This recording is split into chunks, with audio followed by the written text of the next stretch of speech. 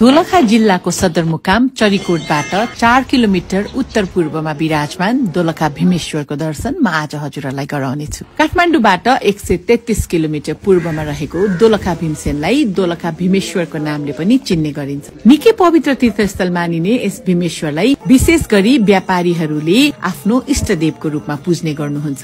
एक शिला 3 अवतारको रूपमा विशेष पूजिने देवताको रूपमा प्रख्यात दोलखा भीमसेन। यहाँ रहेको यस शिलालाई मुख्यतः 3 अवतारको रूपमा पूजिन्छ। बिहान भीमसेन पूजा हुन्छ भने त्यसपछि 9 देखि 11 बजेसम्म रुद्राभिषेक हुन्छ। त्यसपछि 2 बजेपछि भने नारायणको पूजा हुन्छ। यस मन्दिर सम्बन्धी निकै रोचक किंवदन्तीहरू रहेको छ। परापूर्व कालमा तिब्बतसँगको व्यापारिक नाका दोलखा भएकोले ठूलो समूहमा व्यापारीहरू आउजाउ गर्ने हुँदा भरियाहरूले खाना बनाएर खाने क्रममा ढुङ्गा खोज्दा यथावत रहेको एउटा ढुङ्गामा अर्को 2वटा ढुङ्गा थपेर खाना बनाउने क्रममा यताउता फर्काएर पकाउँदा पनि यथावत रहेको ढुङ्गापट्टिको खाना काच्चे भएको देखेर एकजना भरियाले त्यही भात चलाएको पन्युले त्यस ढुङ्गामा हान्दा त्यस ढुङ्गाको चोइटा उकिएर त्यस ढुङ्गाबाट दूध र रगत बग्न थालेपछि उनीहरूले यो त साधारण ढुङ्गा होइन भनी थाहा पाइसकेपछि हामी यहाँ मन्दिर बनाएर बडा दशैंको कालरात्रिमा 12 वटा बोका